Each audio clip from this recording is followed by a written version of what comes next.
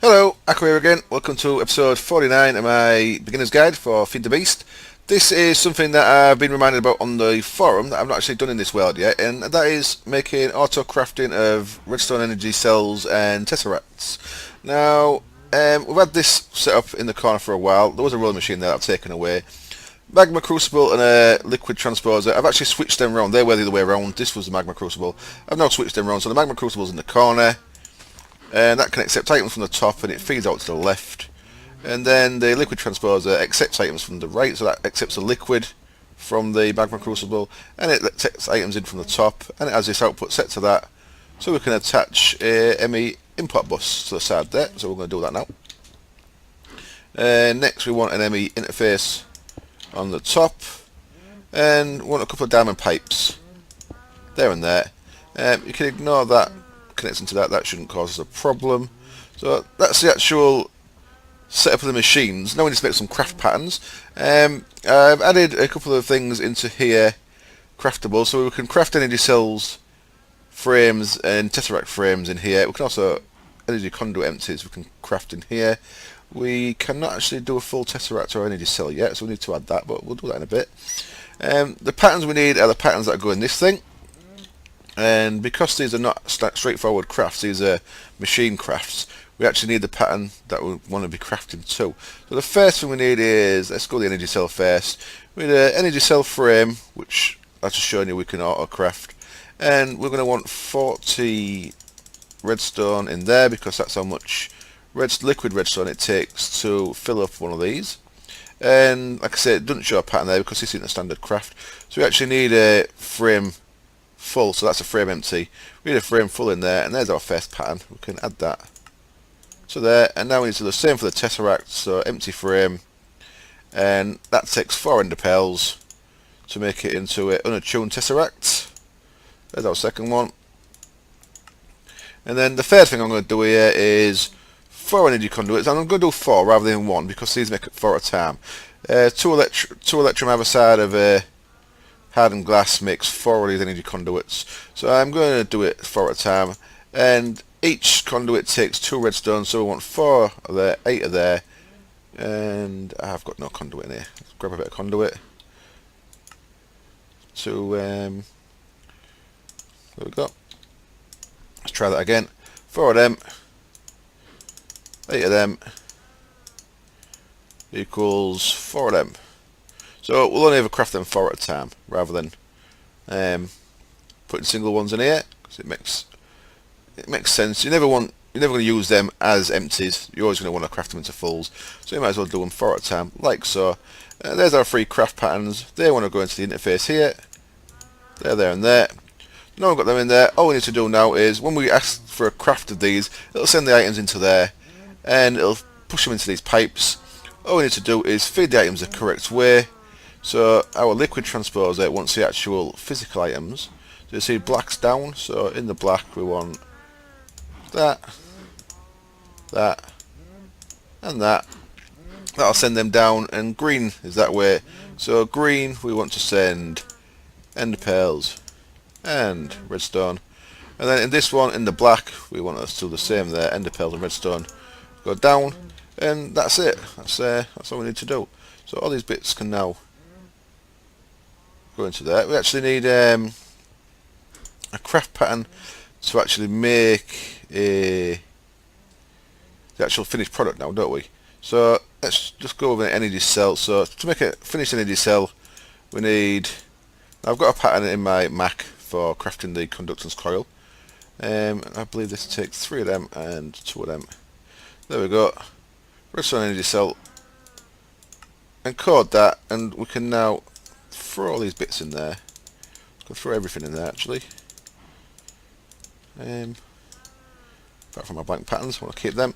And this coded pattern needs to go into the Mac as well. So we'll sling that in there. So there we go. And we might have to craft 2 of these because we've got one almost made, haven't we? So let's go and craft. Now you're going to want to craft 1 at a time, because as you see, if you tried crafting 2 at a time, it would send 80 redstone in, and 80 redstone isn't going to go, ain't going to fit into there. 80 redstone is not going to fit into there. So there is a bit of limitation to it. But if we go to craftable, and let's craft one of them.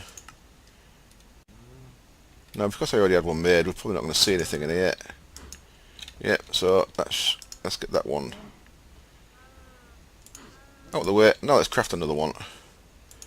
This time you should see items get sent. There's the frame. And there goes the 40 redstone. So that's waiting for that. If you look in our crafting monitor, you see it's currently crafting that part of it. Then once that part's done, so once we've got enough liquid in here, that'll process, drop into there, come up the side here, and it'll make the rest of the bits. It'll craft us one of them automatically, and it'll add it all together. So there you go, auto crafting of energy cells, tesseracts, and energy conduits. Of course, I do need to add the 3 recipes for the actual tesseracts themselves. I've got the frame, I've got the unattuned, but I need to add the 3 separate tesseracts: liquid, energy, and item. But I'll do that off camera. So that's it for this part of the episode. I just wanted to get that little bit out of the way, and I shall be back in a little while. Oh, and I'm back again. A little something I forgot to add into yesterday's episode. I worked out how to make this work better. The condition I put on there is inventory empty energy pulsar. And what that does, it's been going over a day and it seems to be working okay. It pushes through the items on the list. So each time the inventory empties, it pushes items through. As soon as it recognises items in there, it cuts this off. And every time up to now, it's ended up with the right amount. So double the amount of sand is what we want to end up as. There was a chance this could end up wrong, and that you'd end up with like 1 sand left in there, or maybe 2 phosphor and no sand left in there. But it's working out fine at the minute. It's been going a while, and it's maintained that. So when 2 more buckets of lava are made, then it'll send some more in, and that's maintaining that, so it's not spilling out. So that's working as I wanted it to. So that's alright for now. That's still only using 1 pipe. And that reminds me, I should show you about the coloured pipes, so I will go and get that set up. Back in a bit. Hello, back again then. So what we're making here is a little system, and as you can see, this pipe has got this red wire, this red pipe wire on it. Now this isn't going to work because I've done this on purpose. There's something I need to show you as well. You've seen us up to now, we've used autarkic gates and we've used iron gates. This is an iron gate, that's an autarkic gate.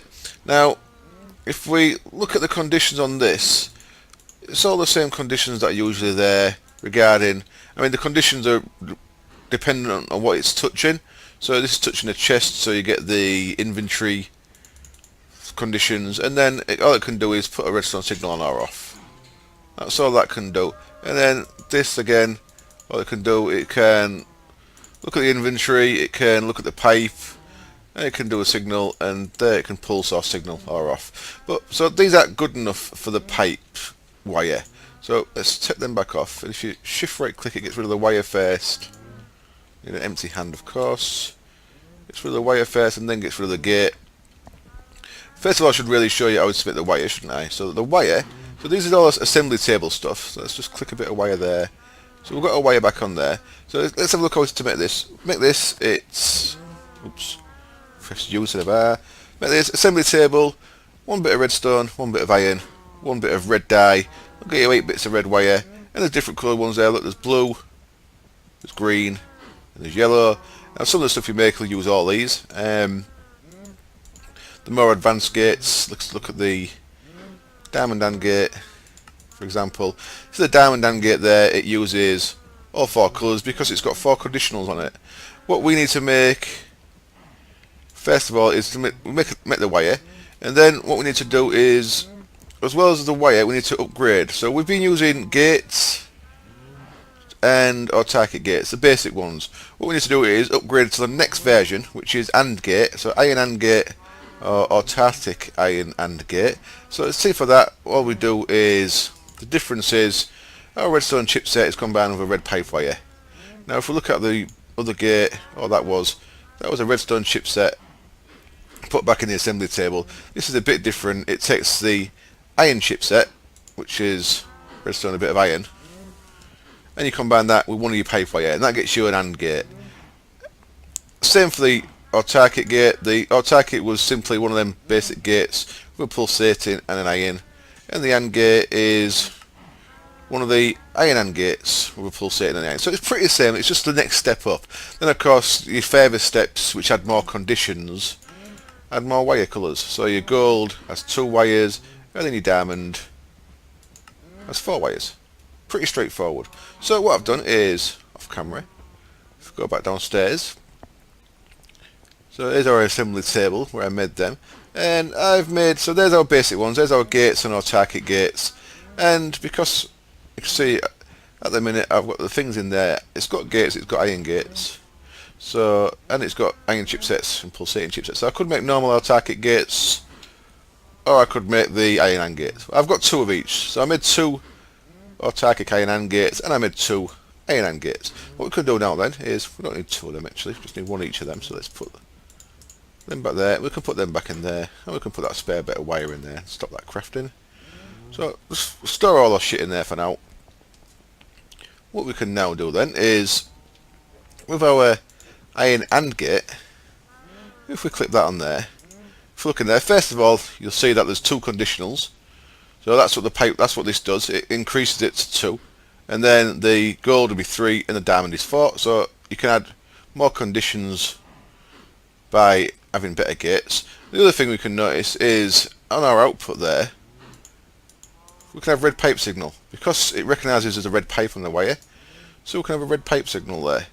And then on our other end here, this is upgraded, on our input we can get to recognise a red pipe signal. Now I just want to double check that a standard autarkic gate cannot do that. Let's get a standard gate. I want to be 100% sure, so the best way of doing that is by actually popping them off again. And where's the wire gone? Over there, look. First of all, let's put the wire back on. Now let's put our standard autarkic gate on. And look, just to prove it there, the standard one will not accept the red pipe signal as a condition. So you need the upgraded one on both ends. Oops. Come on. There we go. They jump all over the place when you take them off. Put that back then, and autarkic iron AND gate. Red pipe signal on equals energy pulsar.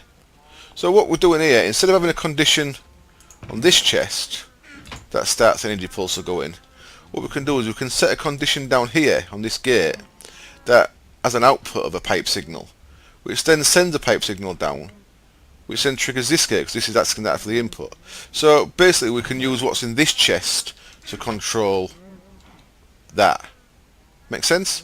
So instead of having the chest right next to each other and this looking at both, what we could have is this, for example, set to space in inventory. Oh, there you go, inventory empty.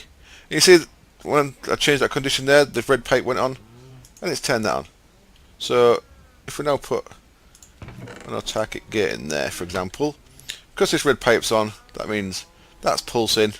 That's going to send that. As soon as that goes in there, that condition is false and the pipe goes off. So it stops sending. So you can control things using the eventual chest rather than the start chest, the end chest. That's all that the red pipe wire does. Really useful.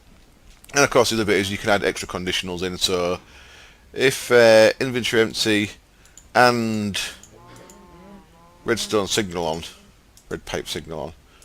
So now that hasn't put it on. The first one is met. There we go. If inventory empty, red pipe signal on. Well, inventory is empty, but the red pipe signal is not on, as you can see, because this is an AND gate, so it needs both of these conditions to be met. So for that to be met, we'd need our trusted lever. So now, if we turn that on, oops, of course, not on the chest, on the valve tit. If we turn that on, there you go. Now it's got both its conditions are met, Because both conditions are met, then it'll send a red pipe signal. So we could have this there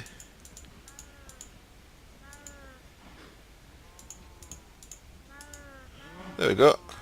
Let's try that then. So that's sending a signal there. This has got one condition correct. Red pipe signal on, sending things. Items in inventory, energy pulse there. Well, there's nothing in here, so that second one isn't met. And now add the autarchic gate. Sent it too quick, but the autarchic gate changed that condition to on as well. So it pulsed. So that's your upgrade using your wire and your upgraded gates that can give you more conditions. So as you can see, you can get quite complicated setups by different conditionals. That goes too quick for me to see it. But as you see, you can get quite complicated setups, and to make sure your things are going in the right place at the right time, using conditionals. That's got two, of course. There's the OR gates as well. If it was an OR gate, it'd be either of these. It'd send the signal on. AND gate requires both, OR gate requires one. And as I said, the diamond one has 4 conditions, so you can have a big list of conditions saying when not the gates are turned on. Wonderful. Okay, that's that for this bit, and I shall be back when I work out what to do next. Okay, I'm back again on this weird patchy episode where I keep stopping and starting, and I thought I might as well use these liquid tesseracts, put them to some good. And one thing that I have not done is I've not made anything to use this fuel that I'm making. So I thought it's time for another liquid fuel boiler. I say I've got 2,200 buckets in there now. It's got a nice steady rate with the 2 refineries on there, and my combs are all processed now, so there's no combs in there. They're getting processed immediately as they come in with this bank of 8 of these guys.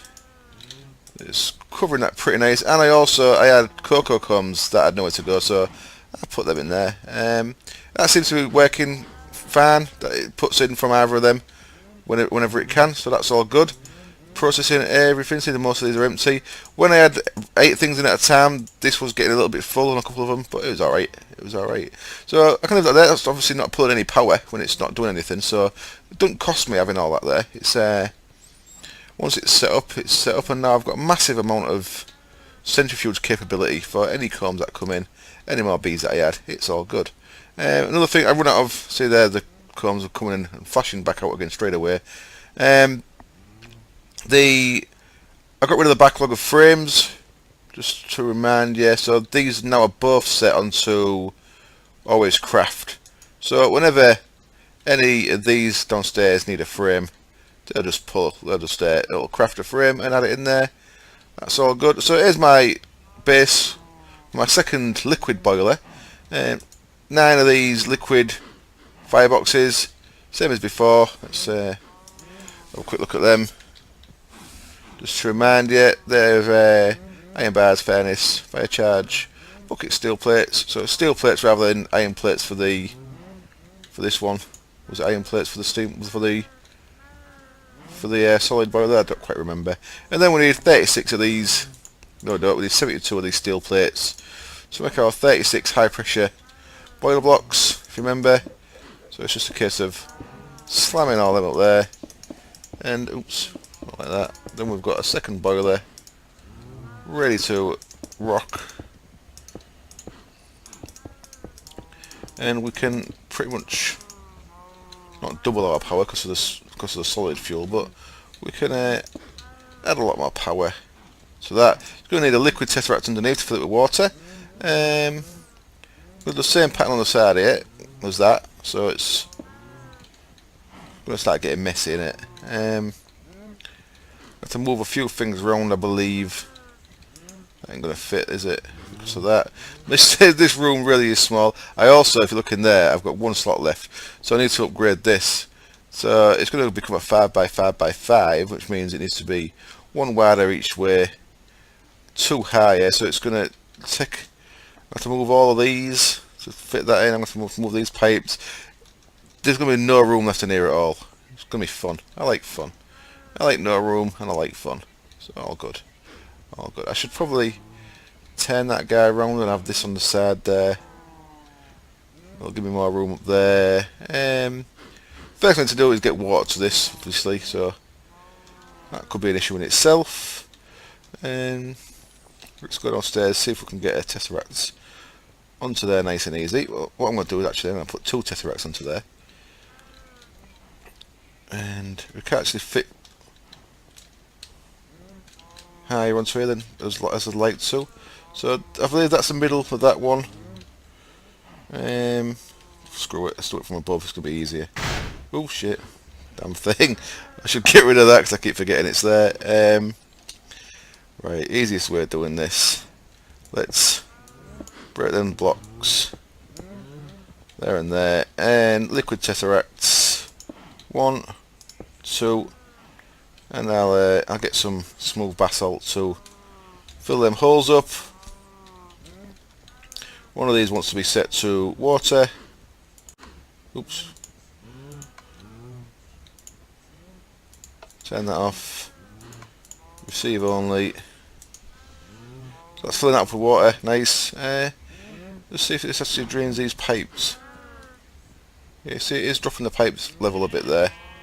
But it seems to be keeping up. Obviously I've got 4 aqueous accumulators doing the business there.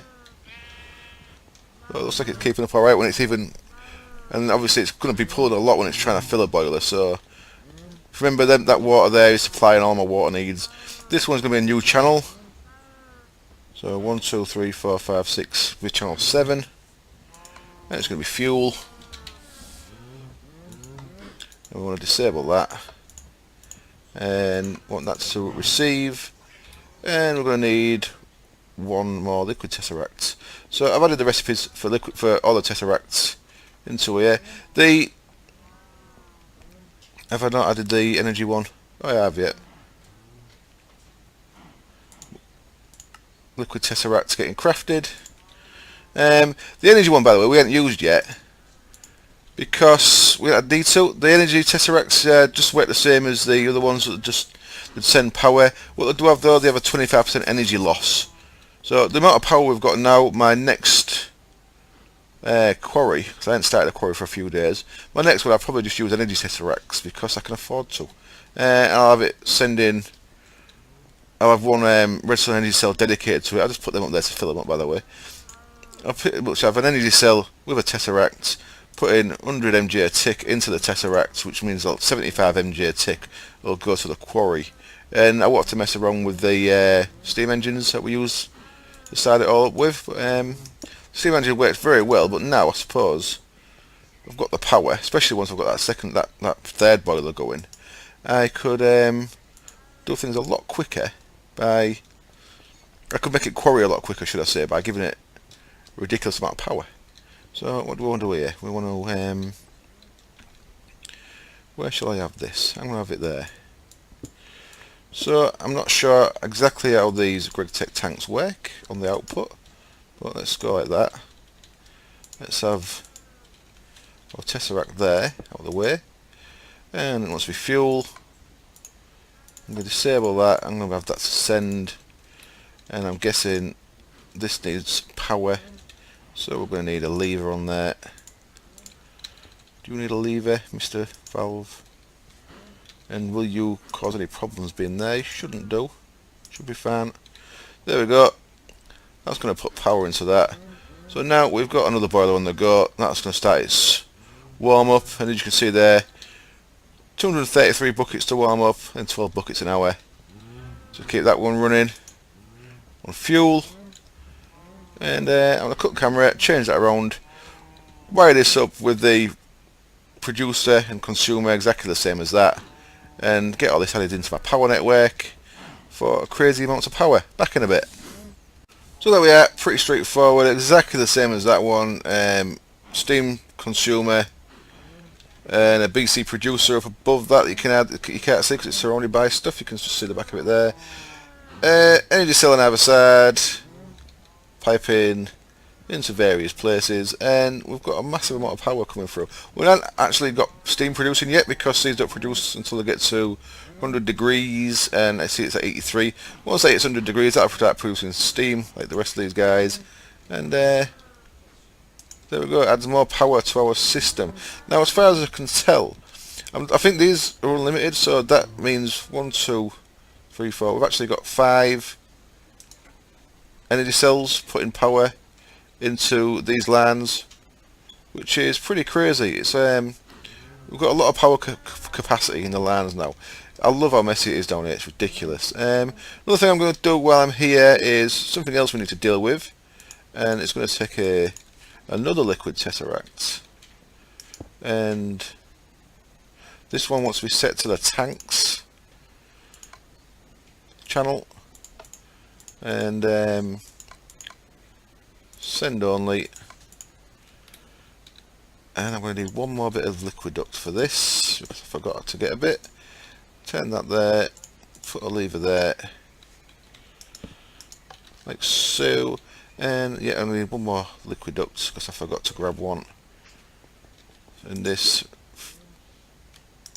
little thing we're setting up now. And what we're going to do is, in fact, while I'm up there, I'll get what else I need. If we're looking here now, we're clearing most of our things. I just had a little look through there.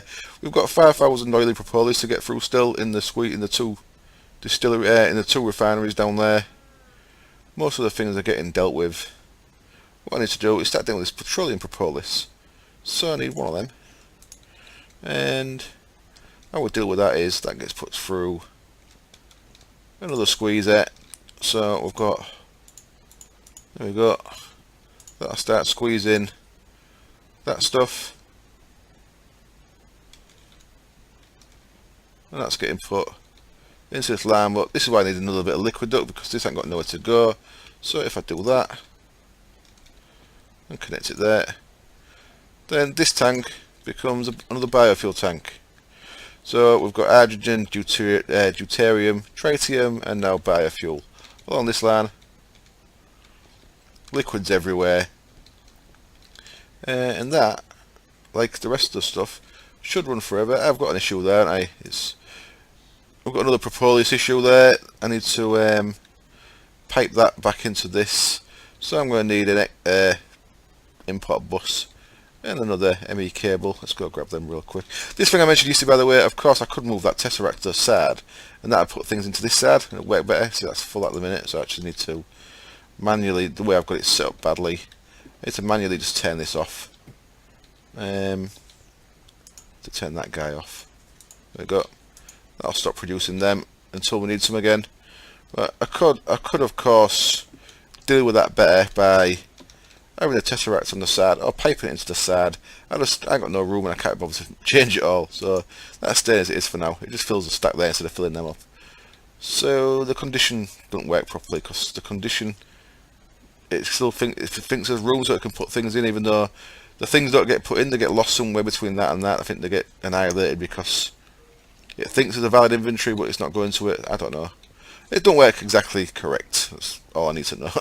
But yeah, because of the space issues I've got there, I ain't going to bother changing it. What did I need? I needed import bus, craft one of them, and some cable, which I might be out of. Last one. Let's craft another 64 of them as well. There we go. Grab our import bus. And we can just sort that propolis out there. I'm pretty sure we're destroying propolis now because we've got too much of it. I think I've set it up so it goes into one of the small storages, one of the 1K storages to give us. I should get rid of that. Yep, there it goes. There we go. So we've got more biofuel production.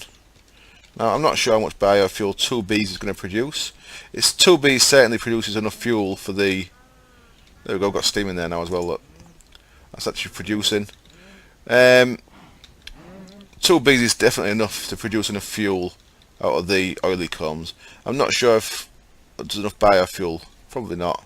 You get less of it to run a full boiler, but we've got this still as well anyway. So that biofuel's just be spare for now. It's just because I had like 4,000 of these gathered up doing nothing. Right, so I think that's all I had planned for this bit, so I'm going to cut the camera again, I apologise, and see what else we need to do around here, and hopefully find something else we need to do. Right, back in a bit. Okay, back for the last bit of this episode, and I thought I'd use some energy tesseracts, as I'd mentioned them. A couple of little changes. These are all the bits that I was running the quarries off, if you remember. 2 structure pipes, 2 gates, 2 steam engines, and a liquid tesseract to send steam to the steam engines. Well, now we're just going to be using, in place of all that, we're using 1 energy tesseract at the quarry end, and that means we need to set up one at this end, and I've done it down here.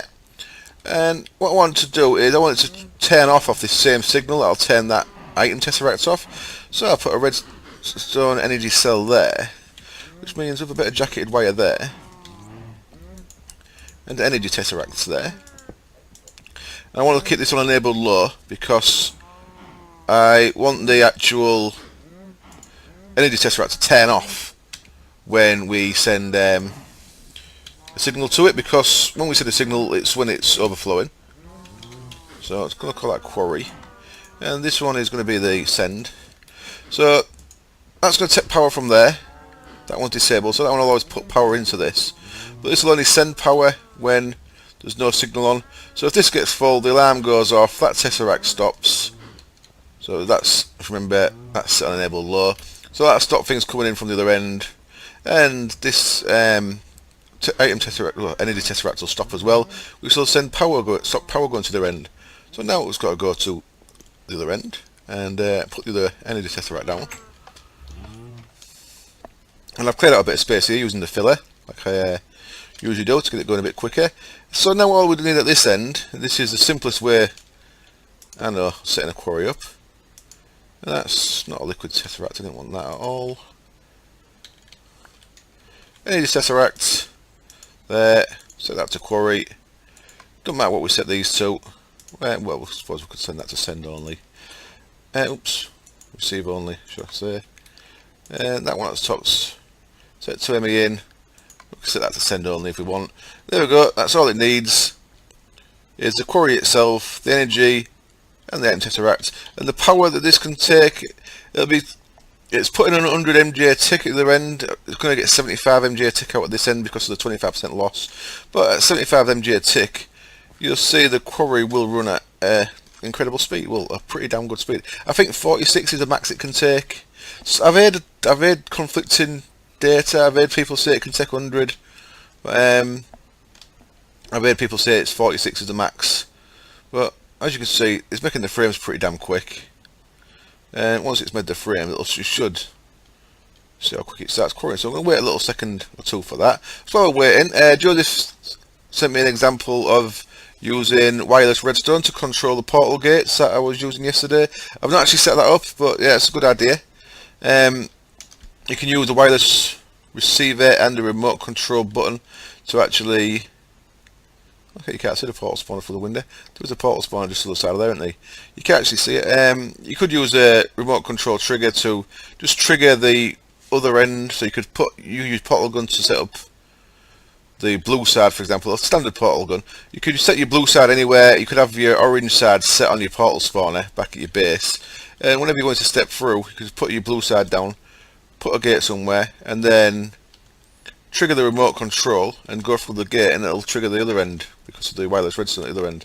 That's a pretty good idea. So yeah, I like that. I've not set it up though, but I do like the idea. It's pretty cool. Pretty cool. There you go. You can see that's moving at a good speed.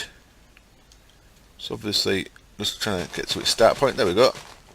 Nice and quick. That's going to get us loads of resources once it's going and beyond the grass levels and stuff. So I like them. I say a lot of people like the frame quarries and stuff. I probably will try a frame quarry next time we get red power back in the pack, 1.6 or whatever, whenever it eventually comes back. I'll probably make a frame quarry. I've never actually used one. I've made frame machines now after the Let's Play, but I never made a quarry. I generally just start making more of these. The most I've had is going at any one time is 4 of these, and 4 of these gets you enough for pretty much most things. I might try some more exotic resource gathering methods in my next Let's Play, but quarries are good enough, especially once you've got the power to power them like we are now. So that's going to be it for this episode. As always, thank you very much for watching. I hope it was entertaining, even though it's really messy and all over the place, and full of just little bits, little odds and sods that I could do. And as I said in yesterday's episode, anything you want me to look at, anything you want me to show you how to build, please let me know, and I will do. And we may have a Let's Play starting on a 1.5 version pretty soon. So I'll see you soon. Cheers. Bye.